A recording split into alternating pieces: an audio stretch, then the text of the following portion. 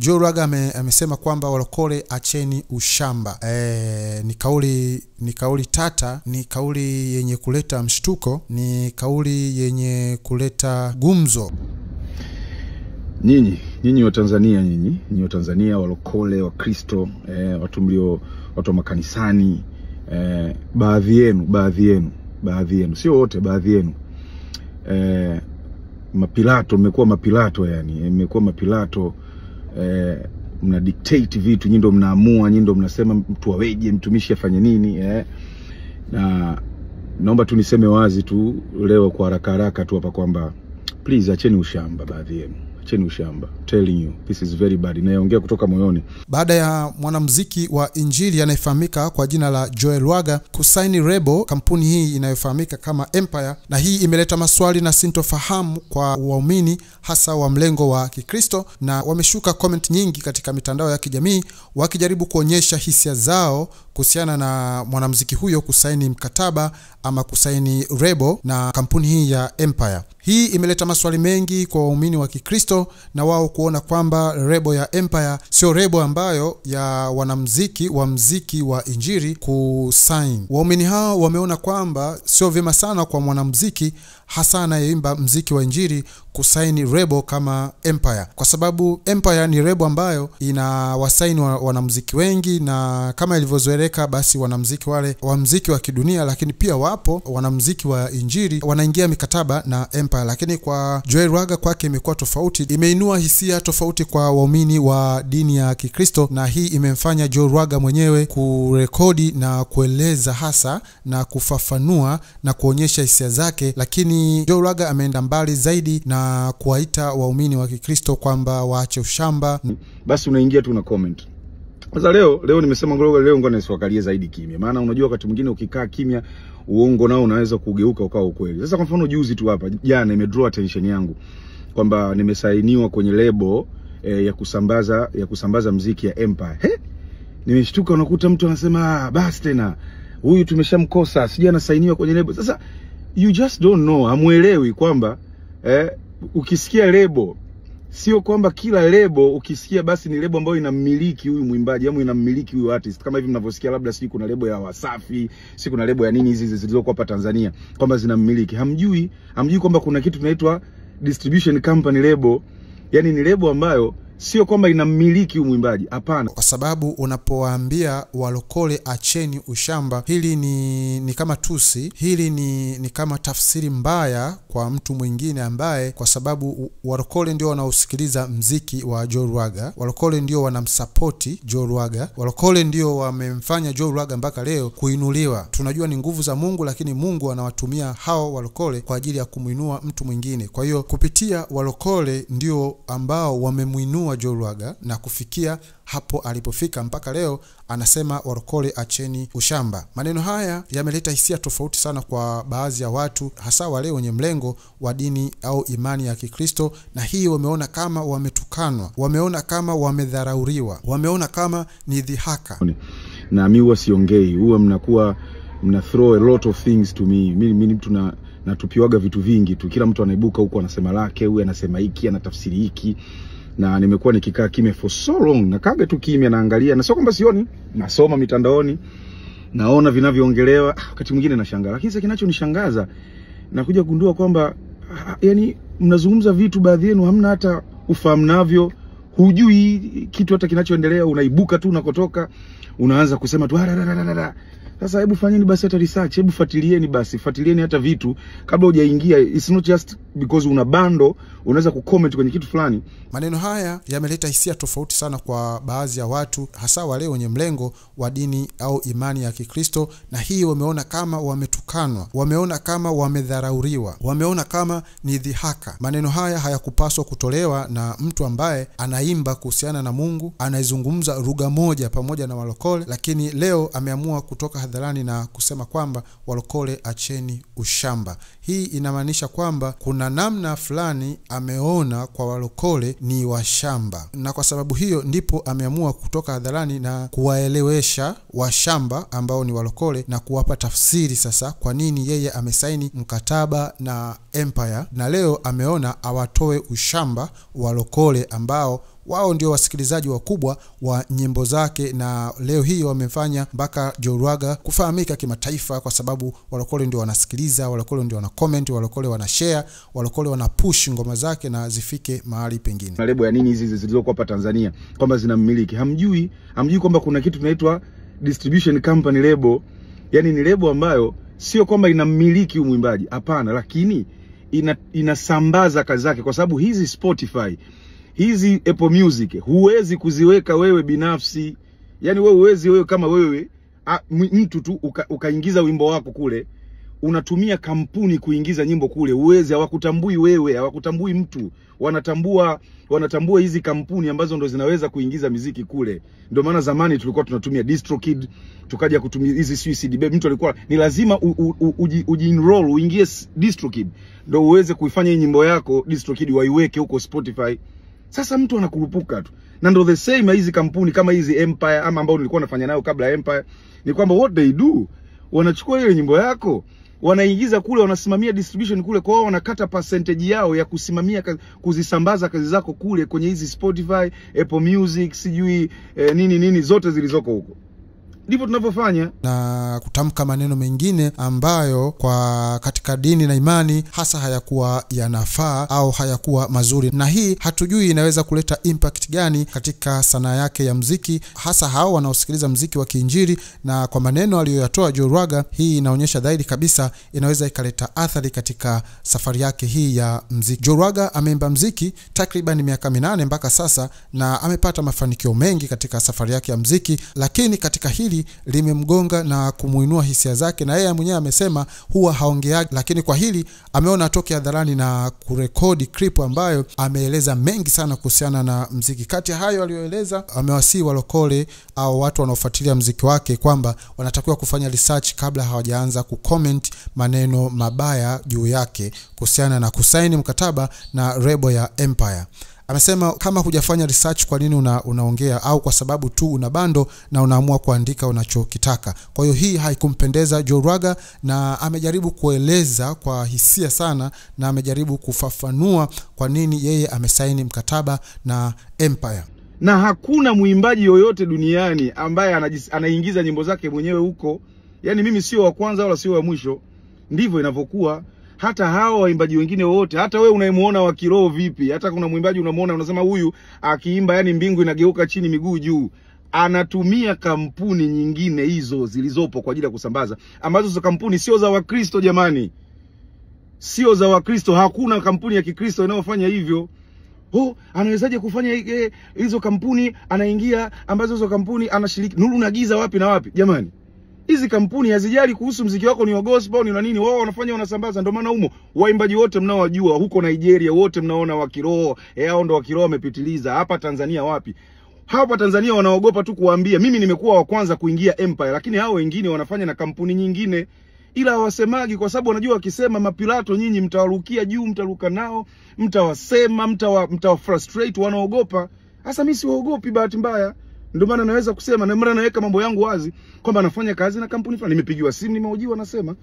Lakini mmezidi, mna frustrate mno watu, mnawapanda kichwani, hamjui hata kinachoendelea. Kwa leo hapa kuna watu wanaamini mimi nimesainiwa kwenye lebo kana kwamba niko chini ndo namilikiwa. Hapana.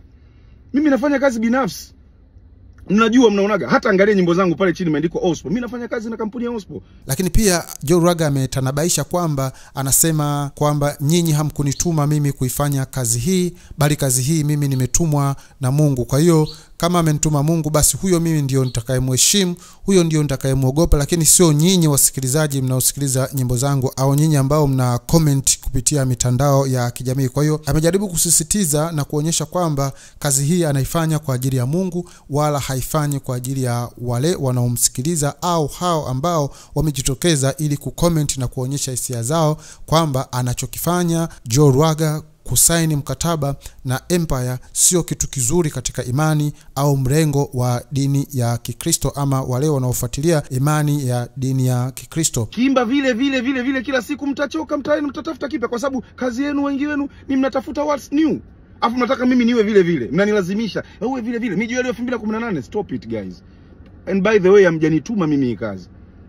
Kati yenu nyinyi wote hamna aliyenituma hii kazi, hamna aliyeniita. Nimeitwa na Mungu kumtumikia. Yesu ndo aliyeniita mimi. Alafu guys, na hiki kitu waga nasema siku zote. Yaani mimi ningekuwa nataka kubadilika kuimba mziki wa bongo flavor siji secular, ningeweza na hakuna ambaye angenizuia. Kwani mmeniita nyinyi mpaka niwaogope nyinyi? Lakini namuogopa aliyeniita, aliyenipa sababu ya mimi kuishi kwa ajili ya kumtumikia. Huyo ndo nayemuogopa. Na nitafanya vyovyote vile, nitafanya ubunifu wangu, nitafanya namna yoyote ile kuhakikisha kwamba ninabaki kumtumikia yeye. Sitatumia ubunifu wangu na maarifa yangu ya kimziki kutumikia mtu mwingine. Na hilo sitawaogopa nyinyi. Sitawaogopa kusema sasa unajua no. Anayetaka kunisikiliza anisikilize. Asiyetaka kunisikiliza, sikiliza hao ambao unaona wewe wanakupendeza. Usinilazimishe mimi kuwa kitu kingine. Hujaniita, hujanituma, hujanipa hii calling, nimepewa na Mungu. Kwa hiyo wewe ukiona Joel Lwaga sijafurahia hiki anachokifanya, switch it. Nenda sikiliza mtu mwingine, lakini acha kunibugudhi, acha kunikalia kwenye peji yangu. Wengine mnatukana mpaka matusi, alafu wa Kristo mnaongea maneno mabaya bila kujali. Na Joel Lwaga pia ameweza kusema kwamba yeye anaweza kufanya mziki wa aina yoyote. Anaweza akaimba hata mziki wa kidunia na hakuna mtu yoyote wa kuweza kumsimamisha au kumzuia, kwa sababu anafanya anachokitaka na hayo ni sehemu ya maisha yake. Mtu na Mungu kumtumikia. Yesu ndo aliyeniita mimi. Alafu guys, na hiki kitu waga nasema siku zote.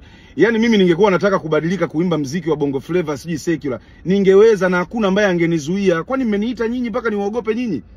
Lakini namuogopa aliyeniita, aliyenipa sababu ya mimi kuishi kwa ajili ya kumtumikia. Huyo ndo nayemuogopa. Ambayo hiyo gospel, yani nitawapa elimu siku nyingine. Mimi mwenyewe ninamiliki lebo yangu inaitwa Heaven Culture. Heaven Culture ni lebo yangu, mimi ndo ambaye huku chini naacha vipaji vingine, lakini mimi kama mimi ni free artist, similikiwi na lebo yote. Nafanya na managing company ya Ospo ambao ni ndugu yangu Alan, ina manage kazi zangu, ni managing company. Lakini pia kwa huku nje sasa, ili mziki wangu niweze kuusambaza huko nje zaidi, ndio maana nafanya kazi sasa na Empire. Nilikuwa nafanya kazi na kampuni nyingine siwezi kuitaja sasa hivi nafanya na Empire. Sasa mimi nawashangaa, you don't know things, hamfahamu, mnakurupuka navyo tu. Jamani, hebu acheni hizi mambo.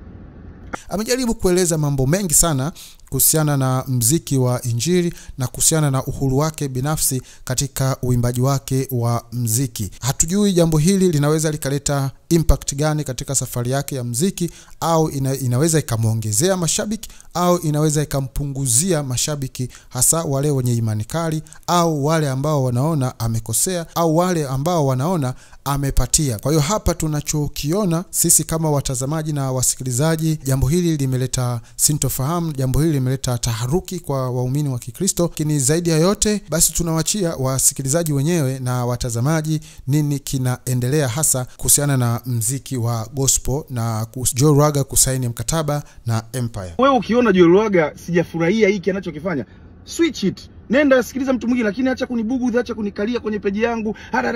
Wengine mnatukana mpaka matusi, alafu wa Kristo mnaongea maneno mabaya bila kujali. Mnashutumu vitu hamvijui bila kujua. Stop it guys. Acheni. Hivi vitu vimewafrustrate watu wengi. I'm sorry to say this. Mmewafanya waimbaji wa Injili kuwa duni kwa muda mrefu. Ndio maana leo ni kweli hatufanyi hivi vitu ili tupate mafanikio ya mwilini, ni kweli. The ultimate goal ni Injili ihubiriwe, watu waokoke, watu wamjue Mungu. Ni kweli. Watu wahudumiwe, waponye mioyo, waponye nafsi, waliokosa tumaini wapate tumaini.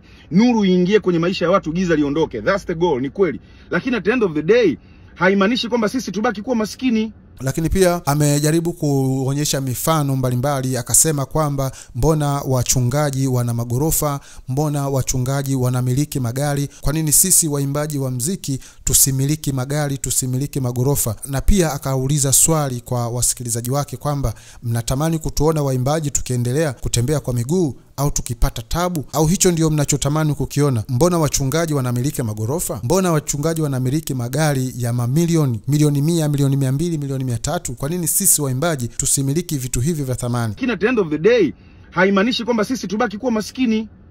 Haimaanishi kwamba sisi tubaki kuwa maisha duni.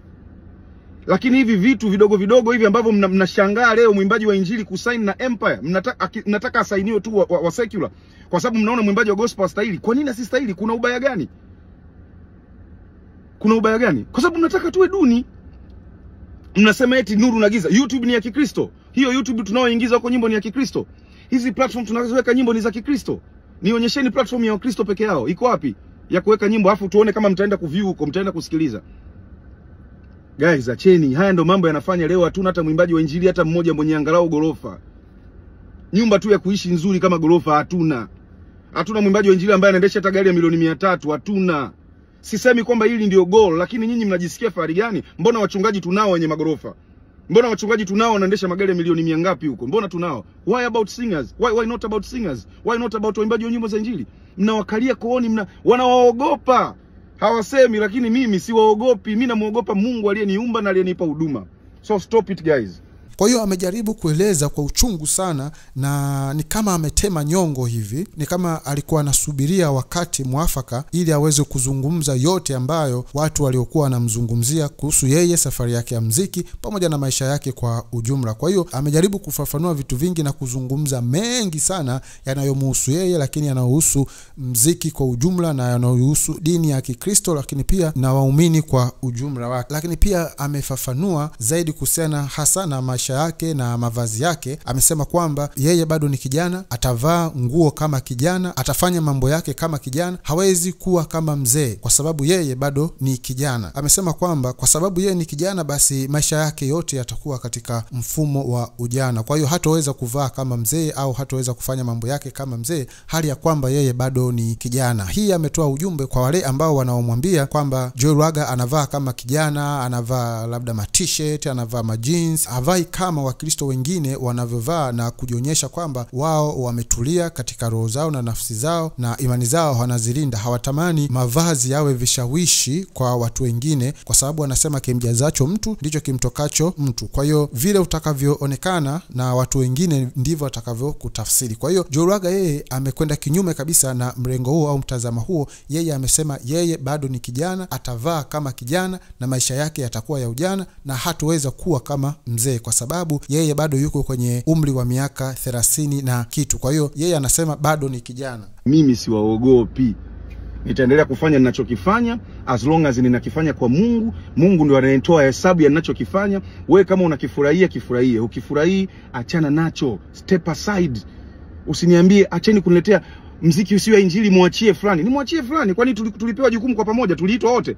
Tuligawanywa majukumu kwa pamoja? Uone hata aibu kuniambia eti muachie fulani. Wewe si umsikilize huyo fulani. Let me do it. Let me be guys. Wengine mnakuja mnanikalia juu, sijui muonekana mnataka niwe mzee. Mimi am early 30s, ni kijana mdogo bado. I'm early 30s. Simply because nimefanya kitu kwa muda mrefu, msidhani kwamba mimi ni mzee. Mimi nimetoa wimbo wangu wa kwanza nimefahamika 2017. It's 8 years guys now. Miaka 8. Lakini nilianza nikiwa kijana mdogo. Mimi ni mdogo bado. Early 30s. Mnataka niwe kama mzee? Nitakuwa kama kijana, nitavaa kama kijana, nitaonekana kama kijana. Na injili yangu nitaipackage kuwavutia hao vijana. Wajue kwamba kuokoka sio ushamba, unaweza kuwa umeokoka unamjua Yesu na ukawa sio mshamba.